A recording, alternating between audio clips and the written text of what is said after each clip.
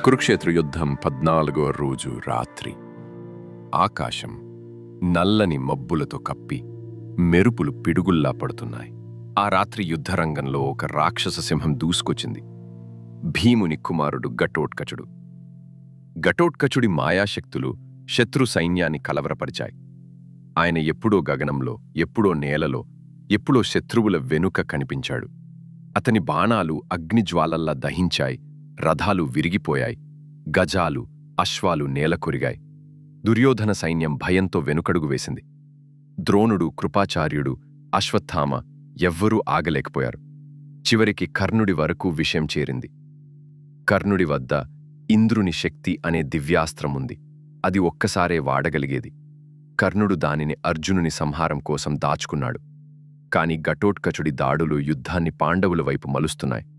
దుర్యోధన ప్రాణాపాయం దగ్గర పట్టంతో కర్ణుడు ఆ శక్తిని ఉపయోగించక తప్పలేదు. శక్తి ఘటోత్కచుడి గుండెల్లో పడి అతని భస్మం చేసింది. అయితే మరణించే ముందు ఘటోత్కచుడు మహాకాయుడిగా మారి శత్రు సైన్యంపై పడిపోయి వేలు వేలు యోధులను చంపాడు.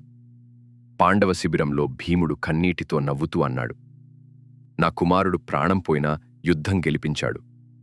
ఘటోత్కచుడు తన మరణంతోనే పాండవులకు విజయాన్ని దగ్గర చేసిన మహావీరుడు.